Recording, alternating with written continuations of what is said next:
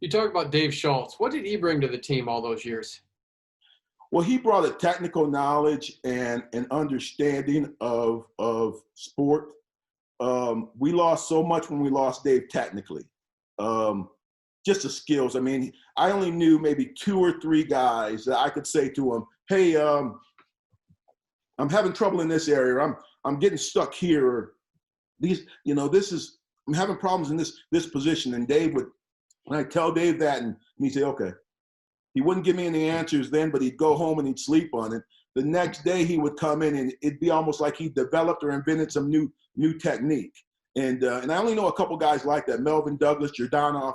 Those guys have those kind of minds that really can break it down and almost come up with new techniques. And maybe it's something that Dave had saw before, had seen before, and he shared that with me. But the technical knowledge, I think the relationship that we had with the Russians back then was a little stronger because of Dave's level of communication and his tactical wrestling skills. He loved the sport and he learned Russian because the Russians were the best, and he wanted to make sure that he understood and learned from them as much as he could. So on any trip, that's one of the reasons we went to Tbilisi, because we knew if Dave went, or in Urigan, we knew if Dave went, that we were going to be pretty all right because he could speak the language.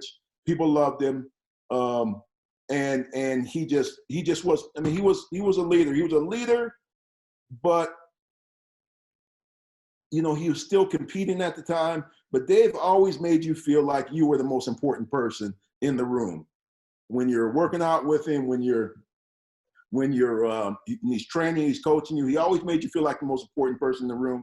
And the one thing I really didn't like about the Foxcatcher movie was they portrayed Dave, and I liked the character. I mean, you could see Dave in the actor that played him, but they didn't really show Dave's joy or how happy and how nonchalant he carried himself and how he was just happy-go-lucky type of guy. And so I didn't like that part of the movie where they really didn't show that part of Dave, because he really was nonchalant. He really was happy-go-lucky, and he really just loved wrestling and had a passion for wrestling.